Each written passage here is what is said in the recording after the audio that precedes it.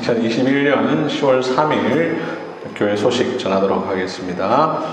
10월 암송구절 너희 조상 아브라함은 나의 때 볼 것을 즐거워하다가 보고 기뻐하였느니라. 요한복음 8장 56절입니다.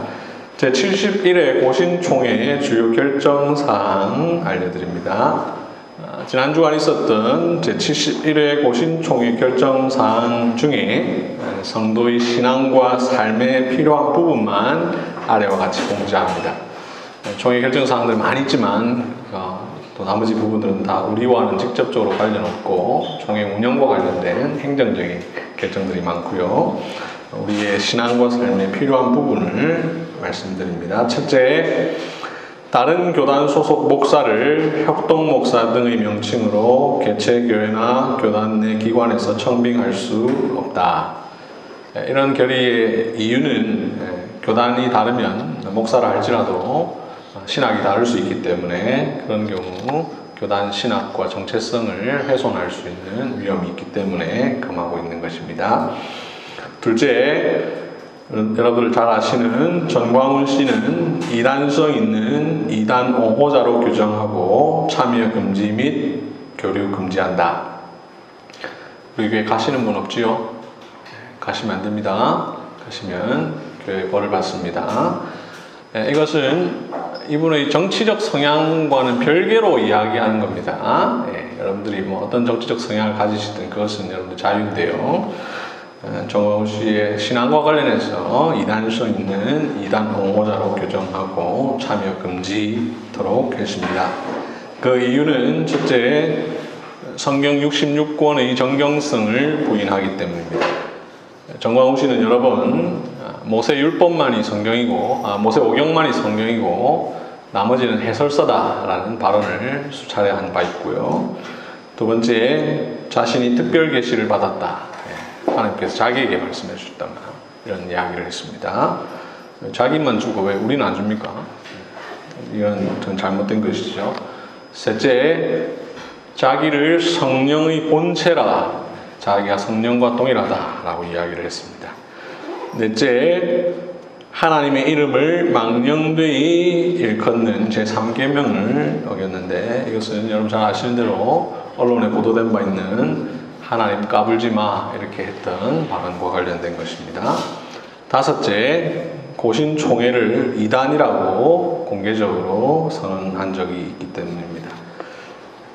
세 번째, 선교단체 인터콥 대표 최바울은 심각한 이단성이 있는 불건전한 단체로 규정하고 참여 금지 및 교류 금지를 재확인한다.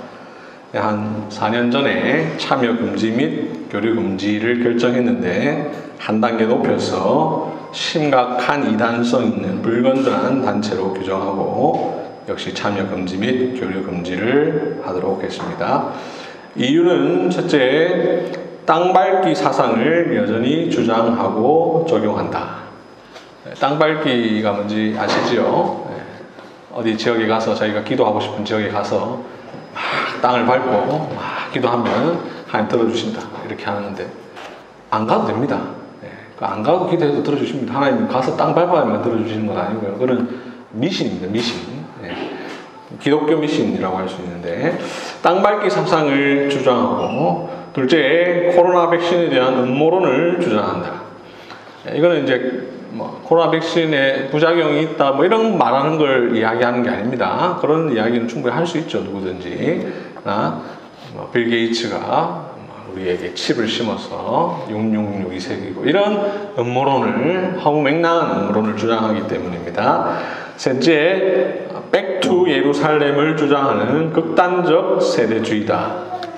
이 부분은 나중에 혹 기회가 되면 자세하게 설명드릴 기회가 있으면 좋겠습니다만 인터콥은 특정한 성경 본문을 가지고 하나님께서 마지막 때 예루살렘을 구원하신다 이런 얘기를 하면서 주로 이 인터콥이 선교하는 대상과 지역이 팔레스타인 지역 여기만 주로 하죠. 그 이유가 바로 이런 생각을 갖고 있기 때문에 잘못된 성경 해석에 근거한 이런 생각을 갖고 있기 때문입니다. 넷째, 군선교연합회는 군대 내 인터콥 활동을 금지했고, 다섯째, 한국교회 총연합은 인터콥 참여를 제한하고 금지했고, 여섯째, 여전히 공교회 성도들을 포섭하고 있다. 이제 이단들의 특징이죠. 거기서 나와라 이거지. 거기서 잘하고 하라 이렇게 하는 게 아니라 거기서 나와라 이렇게. 그래서 인터콥에 대해서 좀 부정적인 생각을 갖고 있는 교회에서 나오게 만들고 자기에게만 속하게 하는 이런 일들이 있어서 우리 보신 총회는 심각한 이단성 있는 불건전한 단체로 규정을 했습니다. 넷째, 각 교회의 이단 경계 실천 지침으로 아래와 같이 제시한다. 아마 요즘에 그 이단이 좀 많이 설치고 있는 것 같습니다. 그리고 이단에 빠지는 일들도 많고 그래서 이런 내용이 나온 것 같은데, 첫째, 이단들은 그리스도인의 기본적 삶을 이탈하게 한다. 이단들의 특징은 신앙생활과 일반적 생활을 잘하게 만드는 게 아니라 오히려 일반 생활, 직장 생활, 학교 생활을 해서 이탈하게 만드는 그런 특성이 있다는 사실을 여러분들 기억하시면 좋겠습니다. 2. 담임 목사가 인정하는 성경 공부와 신앙 서적으로 만족한다. 우리 교회 생활 수칙에 보면 교회가 허락하지 않는 집회는 참여하지 않도록 함이라는 내용이 나와 있죠. 이거 제가 늘 설명을 드릴 때 항상 말씀드리는데 이건 우리 교회의 특이한 게 아니라 원래 이게 기본이라고 말씀을 드렸습니다. 우리 총회도 사실을 분명히 했습니다. 자기 교회에 속한 목사가 인정하는 성경 공부와 신앙 서적 그것으로 자신의 신앙 생활에 만족하면 됩니다. 다른 것에 굳이 귀 기울일 필요가 없습니다. 셋째, 다음과 같은 사람은 지체 말고 담임 목사에게 알려 교회의 영적 순결을 지키도록 한다. 영적으로 의심 가는 경우, 신분을 의도적으로 감추는 경우, 신방이나 접촉을 거부하거나 계속 미루는 경우, 일반 상식에서 벗어나는 행동을 하는 경우. 이 내용은 사실 우리 교회와 같은 규모를 가진 교회에서는 굳이 적용할 필요는 없습니다. 큰 교회, 서로 성도들 간에 서로가 누군지를 잘 모르는 교회에서 이걸 적용해야지, 우리 교회에서 여러분들이 눈에 심지를 켜고 저 사람 이단에 빠진 거 아니야 이렇게 의심하면서 살아갈 필요는 없습니다. 넷째, 자기가 하는 사업의 내용이나 장소 또는 소속된 교회를 알려주지 않고 한번 가보자 하는 경우는 경제적 이단이나 교리적 이단일 가능성이 높습니다. 다섯째, 새로운 가르침이나 단체에 불필요한 호기심을 갖지 말고 경계심을 갖는다. 이단의 특징은 항상 내가 처음 발견했다, 다른 사람들은 잘 모른다 이렇게 얘기합니다. 나만 알고 다른 사람은 모른다. 그게 무슨 바른 신앙입니까? 나만 알면 안 되잖아요. 다 많이 알아야지. 근데 항상 아무도 깨닫지 못했고 2000년 교회 역사성에 아무도 깨닫지 못했는데 하나님이 나한테 가르쳐 주셨다 이렇게 이야기를 하는데, 이런 새로운 가르침에 호기심을 갖지 마시고 경계심을 가지시기를 바랍니다. 여섯째, 구원의 확신을 갖고 복음으로 훈련받고, 일곱째, 개체교회가 이단 전문가를 초청하여 이단 대처 집중 세미나를 갖도록 한다.